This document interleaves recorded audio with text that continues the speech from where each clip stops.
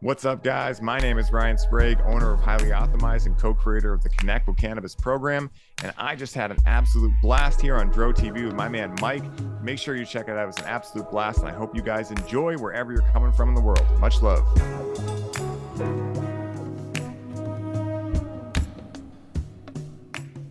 Welcome to My First Time, the show about your first time getting high on marijuana. I'm your host, Mike Freeman with Dro TV. Today, I'd like to welcome our guest, Ryan Sprague. What's happening? Oh, I'm so excited to be here with you, Mike. This is so fun. You know, my entire life is cannabis. So when you hit me up and you were like, do you want to do a show? I was like, do I ever? So I am excited to be here, man. Excellent. Well, we're excited when someone else is excited. So I think this is going to be a great episode. I'm really looking forward to it. You can find more of Ryan on Instagram and Facebook at The Real Ryan Sprague and Highly Optimized. We'll have all the links in the description below. So, dude, thanks again for coming on Dro TV. Let everybody know where you're located and a little bit about what you got going on in the cannabis community. Yeah, so I'm in Boston, Massachusetts. Well, actually a little bit south of Boston, but it's just easier to say Boston. But born and raised here, and it's definitely a fun time to be here with cannabis being fully legalized. I worked for 5 years in the industry. I've been a cultivator for the past 10. And currently right now, my biggest project I'm working on and showcasing to the world is Connect with Cannabis, which is a 12-week certification program meant to help people, gain a structure and framework around healthy cannabis use and then be able to interact with the plant as a powerful tool for self-awareness. So we've been having a lot of fun in there. And I have Grow with Cannabis getting ready as well, which is going to be a full course on how to cultivate with organic regenerative agriculture, Korean natural farming, and biogeometry as well. Excellent. Awesome. Yeah. All great stuff. I don't know why I thought you were in Florida. I'm in Orlando, but I moved down here 3 years ago from Worcester. Dude, you're in Worcester. I thought I recognized that accent. I was a Worcester kid, 37 years. So that's awesome, man. Small world, huh? Yeah, that's awesome. Are you in the city limits or are you like Newton, Cambridge? I'm in Weymouth. Yeah. So I'm about 20 minutes south. I'm in North Weymouth. So I see Boston from where I'm at. And it's nice because I'm like far enough from the city that I don't have to be in the city, but I'm close enough that if I want to do something, I can get right there pretty easily. So it's a nice location for sure. Nice. Quincy wasn't doing it for you? Yeah, Quincy just wasn't doing it for me. Nice. It's funny. Like I live right near Quincy and it's just gotten busier and busier over the years, and it's kind of like a small city now. So Weymouth's still got that kind of nice town vibe to it. And but I go into Quincy quite often. The cannabis school I went to a long time ago in a galaxy far, far away was in Quincy. And I spent a lot of time in Quincy for sure. Yeah, Quincy's fine. Everyone always seems to pick on Quincy, so I'll do it too. So yeah, let's hop on the bandwagon. Yeah. So, dude, the show is My First Time. Please let us know about the first time you got high. Yeah, I'm so excited to dive into this because this is a story I might have told a couple of times on podcasts, but it's not something I tell often. So I'm really excited to be able to dive into it a little bit in deeper detail.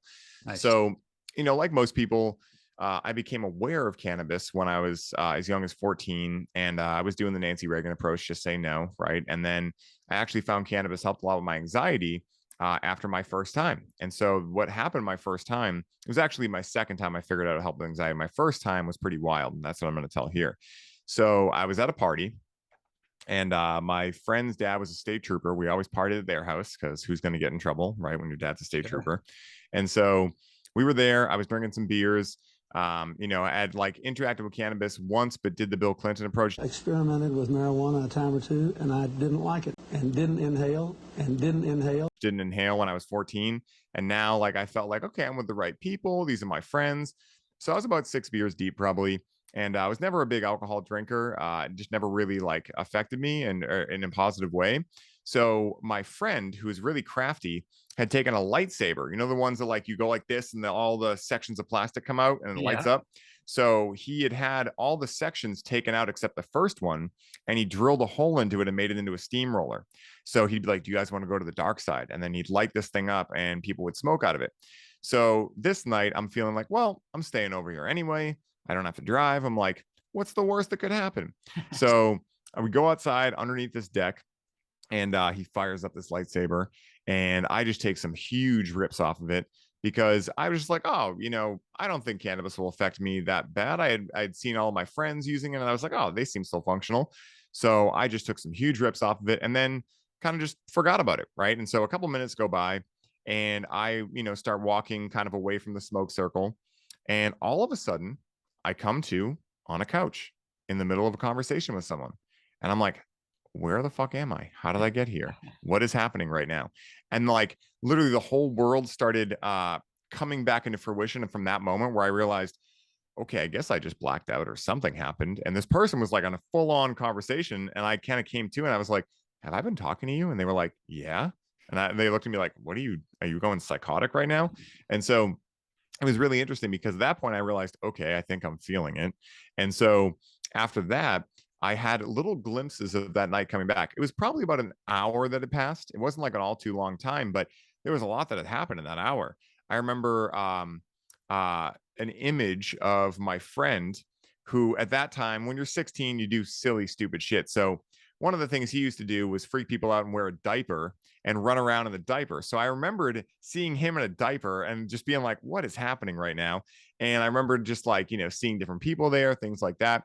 So I'm like planted on this couch because I'm like, I'm not going anywhere. I don't know what the hell's happening right now.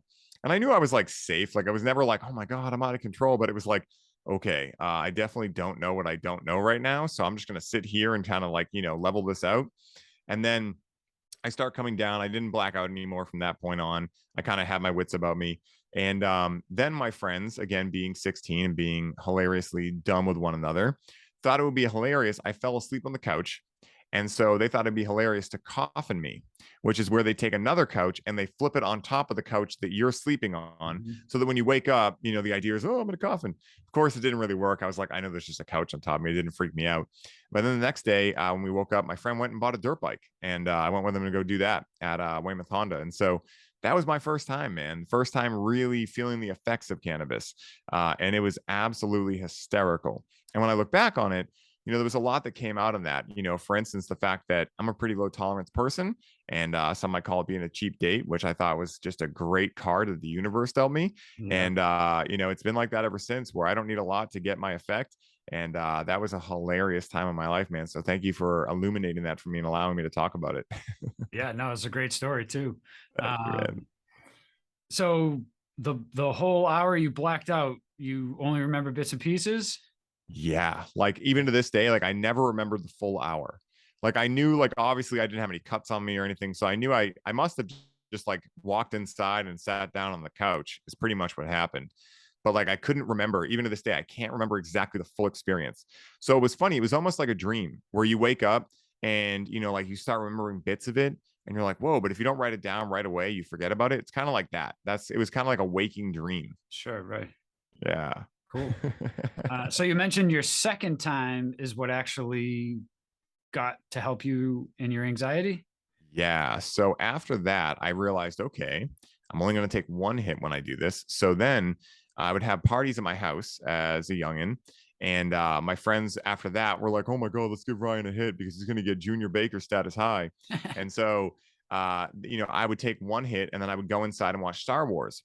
And essentially what would happen was, I was, again, like when you're 16, you're kind of just doing what other people are doing. So I was drinking, didn't really like it. When I actually, even the first time I liked what cannabis did, I was just like, oh, I guess I did too much. But after the second time, it was after a party and I decided not to drink because I knew I wanted to interact with cannabis again, but I knew this time I knew better. I was like, okay, I'm going to give this a real go.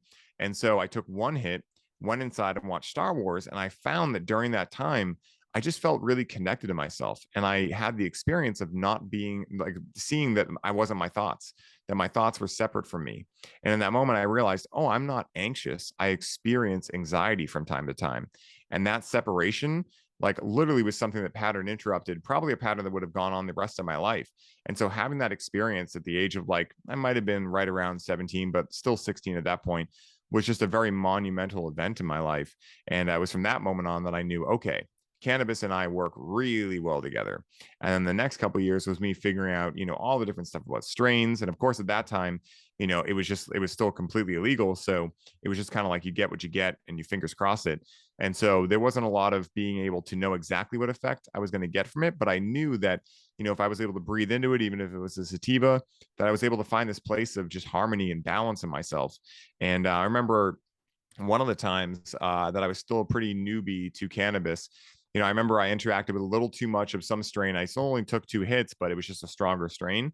And I was like, oh my God. So I went inside like I usually do. And I was like, I can't watch a movie right now because I can't just be sitting here. So I was like, what am I going to do? So I pulled up my guitar and I wrote one of the best songs ever. And that's when I realized, oh, this stuff works really well for music. Cue Mm. another whole section of my life opening up. So like if I look back to that time period of like 16 to 18, there was so many things I realized about myself and different hobbies that I loved, and cannabis infusing itself into all of them in such a beautiful manner. And that's when I was like, fuck alcohol. Cannabis is the way to go. Mm. Oh yeah, 100%. I don't drink. I'm a teetotaler, so I've used cannabis for mostly recreation, but I usually smoke at night. It helps me relax, chill out, go to bed. Sometimes it's hard to wake up, Yeah. um, but yeah, I mean, not neither one of my parents drank really growing up, so I wasn't around it. And even when I did drink, I was like 2, 3 beers. Sometimes I would throw up. I just hate the taste of beer. Um, Same, man. and I just didn't like the feeling from it. But leads me to my next question. Clearly, you're a fit guy. How did you incorporate health and wellness into cannabis use? Yeah. So, when I was 18, I had my mortality crisis where I woke up one day and started peeing blood, had no Mm. idea why. And a lot of times when I tell this story, I forget to tell people what it was. And they hit me up like, what was the thing that made you pee blood? So it was a benign cyst on my kidney that had broken open. But, it was actually a really amazing event in my life because it was that time that, of course, my dad asked, are you doing drugs? And I said, no, but I am interacting with a lot of cannabis. And I saw him have a sigh of relief. And it actually brought us a lot closer together because then when I went to the hospital to figure out what was going on, he stayed with me for the 5 days I was there. My mom was there too, but she had to go home and take care of some stuff. And so he was like, I'll hang out with you. So I brought my laptop in because there was nothing else to do. And I started showing him a lot of the documentaries I was watching and a lot of the science I've been researching about cannabis. And to his credit, he was like, oh, I guess I didn't know what I didn't know. And he was like, well, hey, if you're in school, you're doing this kind of stuff. I had gotten into psychology at that point and not so much health yet. But this was like my initiatory phase of realizing that my choices in life mattered. And so then I became obsessed with like, okay, if I can, make choices to make my health better, what can I do first? And so I started getting into fitness. And then I went to cannabis school right around the same time. And one of the people there was a holistic health advocate, started getting me into apple cider vinegar, drinking water, non GMO, organic. And I just went with it. I mean, I'm an Aries and a projector in human design. So, and I'm a 5-1 projector in human design. So basically, the one line, that means that you want to get into everything, anything you get into, you obsess over, and you obsess over everything at once. So I just got so obsessed about health. And at first, it was just physical health, so exercise, diet, etc. And then I was like, well, how do I get better at mental health? So then mindset came in. Then it was like, well, I have these emotions too. So then emotional awareness became in thing. And then spirituality was kind of like the thing that was leading them all together. And then since then, I've been able to work with many different plant medicines. I'm part of the Modern Mystery School. I'm an initiate through there, through the teachings of King Solomon. And it just became a full-blown obsession, man. So that's like a quick overview of how I got into it. And it's still ever evolving. I mean, I'm constantly doing new things, trying out different, modalities, tons of different energy work, emotion code, body code, acupuncture, neuroemotional technique, all this stuff through the mystery school, the brain integration. I mean, there's just so many things I do on a regular basis because I'm obsessed with being highly optimized. That's what started the business. Was I was like, well, I bet other people are really interested in obsessing about health, but how do you do it in the manner where it doesn't become too structured, where it's like boring or like a job? And so being highly optimized is the idea of not only being optimized in your physical, emotional, mental, and spiritual well-being, but the idea of having balance and harmony within that spectrum. So it's been really cool. Awesome. That's fantastic. Yeah. I enjoy working out. I'm kind of stuck right now building a garden, so I haven't had time to hit the gym, but I still try, and I get to pull a bar out back. I do some pull-ups. Yeah. Um, so highly optimized. You started this to help people on their health and wellness cannabis journey? Yeah. So, honestly, what happened was I was working in the industry and I was helping so many patients, over 5,000 in the 5 years I worked there. And, they would come in for cannabis, and I would then ask them, like, how much water are you drinking? Are you getting enough sleep? Are you getting quality sleep? How much REM sleep? How much deep sleep? And so really quickly, I would have lines forming for me at the dispensary, like, no, I want to talk to that guy because I have other questions besides cannabis. So I realized after a corporation took our company over and it started smelling like office supplies in there, it was like a lot of khakis walking around and stuff like that. So I was like, I don't want to be here anymore. So I went to MJ BizCon out in Las Vegas to find essentially people who would invest in me to bring love grown cannabis to the world, because I had had lots of interest in that. And I was like, oh, I'll go out to Vegas. Maybe I'll move, I'll figure out something. And I went out there expecting that I would find tons of people receptive to this, because I could show them with metrics how organic would save them money, and, how we could educate the public on what cannabis truly was and the spiritual aspects of it. And I went out there and essentially just found a lot of suit and ties that were only worried about how cheap they could grow it and how much they could get for it. And so I had a mini dark night of the soul, and through an MDMA experience, realized that I was still interacting with cannabis unconsciously, even though I had, kind of done all the things I thought I should do to be able to respect the plant. And I ended up taking a 3-month break after that, and realizing that it wasn't the plant by any means that was at fault. It was just my own personal patterns of avoiding emotions since my father had passed away, with the plant. And so I realized I took ownership over that. And I realized, I'm like, I bet a lot of other people are going through this as well.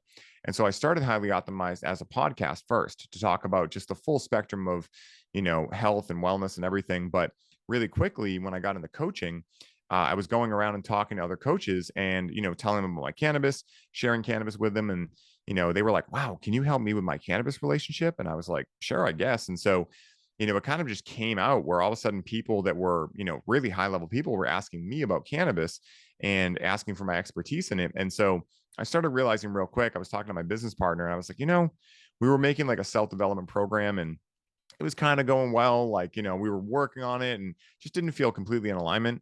And then I started asking, like, okay, what if we're meant to create a cannabis program? And so I was hosting a men's retreat, and I had this idea get downloaded to me, or rather a idea.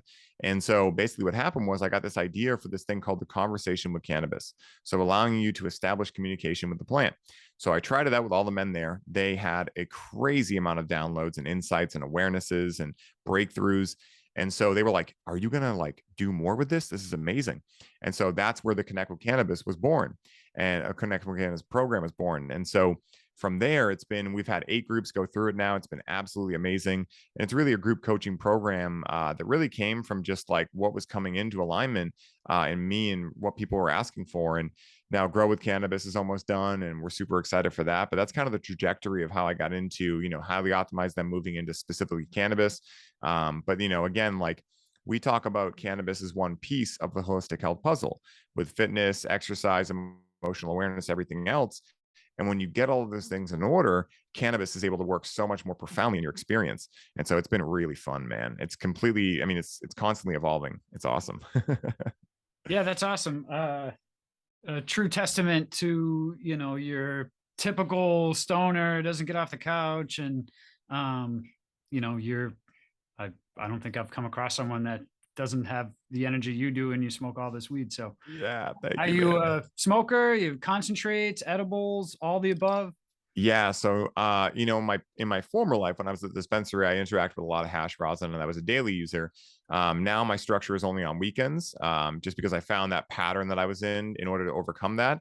I'm like, okay, I'll stick to the weekends and see how that works, because the weekdays are my most stressful time. So if I'm going to numb out, it's going to be during the weekdays. So on weekends, I'm 99.9% of the time using the Volcano. I'm a connoisseur, so I love being able to preserve the terpenes, and of course a grower too. So I'm loving mixing different strains together. So normally it's Volcano bags. I do interact with edibles from time to time as well. And I haven't had any hash rosin or, concentrates in about 3 years now. But I am a huge fan of them. I think that especially like, live rosin is my favorite concentrate, because I really feel it's an art form. And it's nothing against BHO or anything. If people use that, it's fine. But for me, I'm a very organic person. So why would I use anything that has hydrocarbons in it? So for me, I like ice, water, and essentially pressure, and that's why I love live rosin. And, there's some great companies up here in Maine and Rhode Island too, that make some really nice live rosin. And so I've been actually thinking about it recently, because I have a Puffco Peak and used to use it religiously, and haven't used it in, like I said, 3 years, but I'm really itching to get back into it soon for sure. Nice. Awesome. Yeah. kind of leads me to the next part of this One Time on Psychedelics. How'd you start that one? If you want to talk a little bit about that.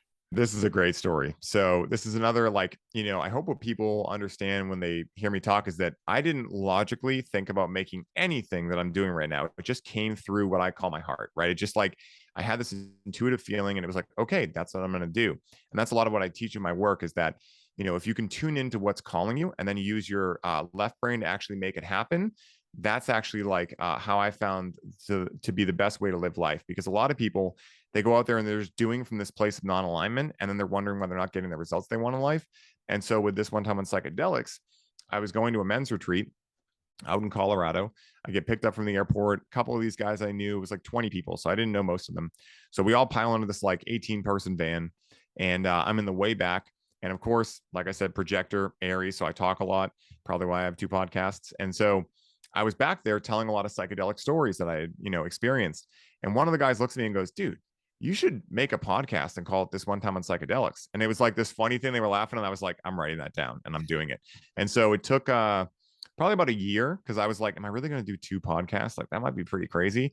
But being in Aries, I'm like, hell yeah, full send. And so on Bicycle Day 2021, 4/19, the podcast was born. It's been absolutely amazing. We just released our 72nd episode today. I've had Paul Check on there, Josh Trent, a bunch of absolute juggernauts in the psychedelic space and health and wellness space.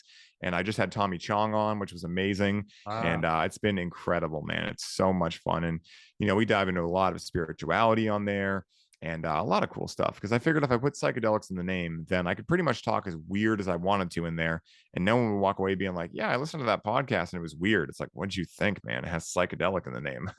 Yeah, 100%. That's awesome. Yeah. Hey everybody, I want to quickly mention Food Forest Abundance. Food Forest Abundance is a great way to create your own self-sustaining food forest and naturally occurring ecosystem that's commonly found in nature, but designed specifically for you. Through multiple layers of trees, shrubs, herbs, vines, rhizomes, mushrooms, and perennial vegetables, you can become your own supply chain without the typical maintenance required of a garden.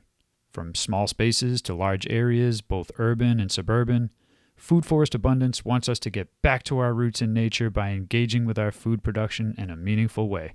For more information, click on the link in the description below and start your journey today. Okay, let's get back to today's episode. So 77 episodes of the psychedelic. How many episodes of Highly Optimized? Yeah, we just released, I think, 120 this week, and I have about 10 more that have already been recorded. So we have about 200 episodes out that I've done in the last 3 years, and it's been amazing. And I go on a lot of shows too. I was recently on Aubrey Marcus's podcast, which has been amazing. He's a great buddy of mine, and it's so fun, man. I love podcasting. That's why, again, when you hit me up, I was like, send it, dude. This is what I love more than anything. That and coaching. Yeah.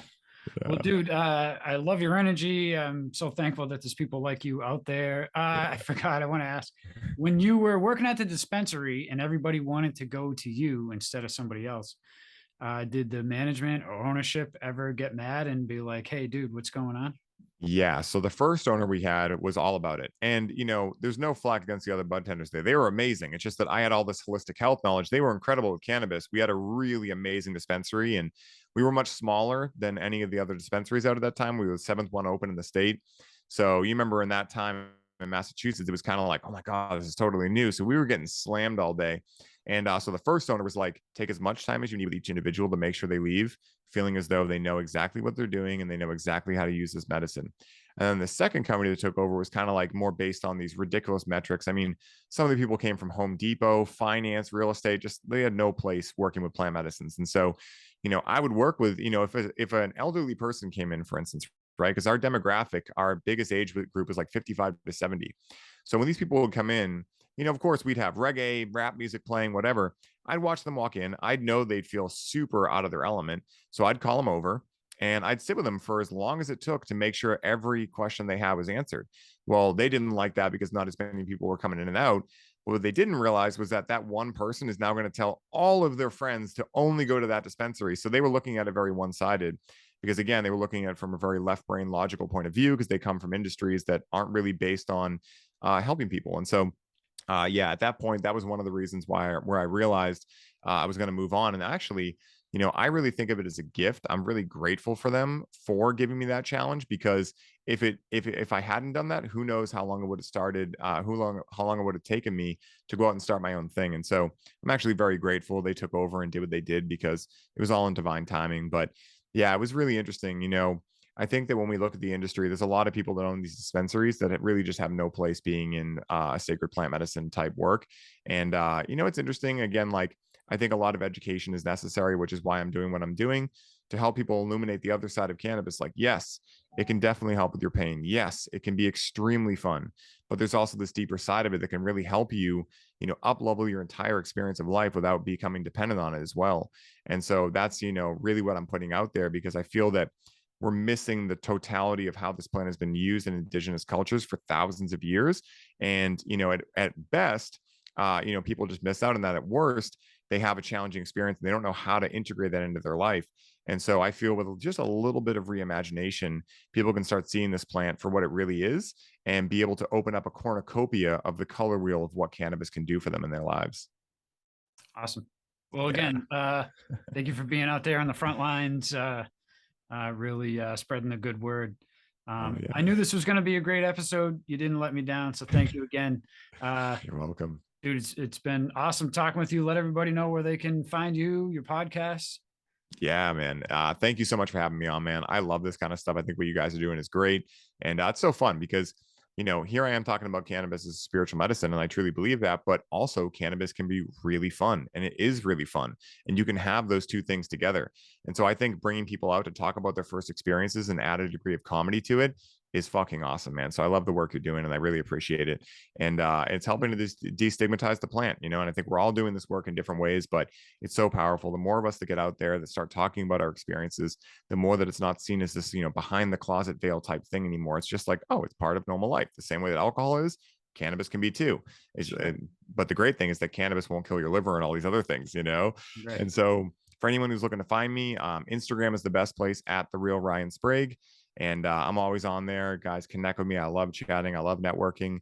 You can also find the business account at highly.optimized, where we're giving out constant tips on conscious cannabis and just different things we've found, how to beat the munchies, tons of different fun stuff. And then if you want to find the podcast, you can find those on Apple, Spotify, Stitcher, Audible. And again, those are highly optimized if you want to really dive into like a hero's journey type podcast. And then this One Time on Psychedelics podcast, if you want to dive into the rabbit hole, essentially. And then we have the free Facebook group, the Ceremony Circle, if you want to come through and meet like-minded individuals who are viewing cannabis in this way. And then we have the programs. If you're looking to go out there and do this work and facilitate for others, we have the Connect with Cannabis program. If you're looking to grow the highest quality cannabis possible and separate yourself from all the industrialized farmed cannabis, you can buy Grow with Cannabis, and we're really proud of that one too. So that's where you can find me. Excellent. And we'll have all the links down below to make it easy for everybody. So definitely go down there, follow Ryan, follow Highly Optimized. If you're in the Boston area, go link up, go network, and go check it out. Go smoky smoke or whatever you got to do. Yeah. You do any like fitness classes, like outdoor sessions or anything like that? Yeah, so right now the only thing I'm doing, I am actually teaming up with my buddy Christopher August. We just hosted the first workshop we're doing the other night, which was Cultivate Your Future, which is online, but we are going to be bringing them to an in-person environment. We're not sure. He's in Mexico, so we're not sure exactly where we're going to be hitting. It's going to be all over the country, but there's a great workshop that my buddies host here in Boston called Ice and Iron, right in Quincy, actually. And it's a, unisex workshop. They host men's ones, but most of them are unisex. And they do Tai Chi. We exercise together. We hit breath work, and then we hit ice baths all year round. Nice. So if you want to come do some hard stuff with us and have a blast and network and meet like-minded individuals who are willing to full send it, that's a great place to, come out and see me, connect with them, and just have some fun. That's what life's about. Fun is the point. So yeah, find them on Instagram too. I think it's at ice_and_iron, and come out and hang with us. It's super fun. Awesome. Love it.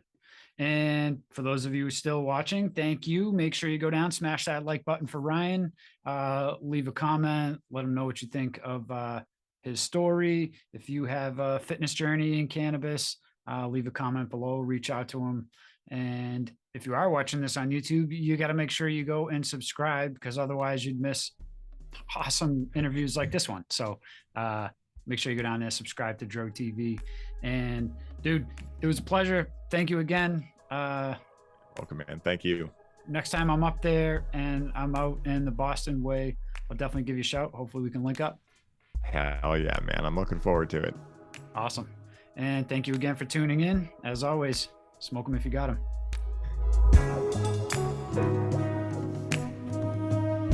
What's up, Dro TV family? You can now stream the audio version of all these episodes on your favorite podcast player.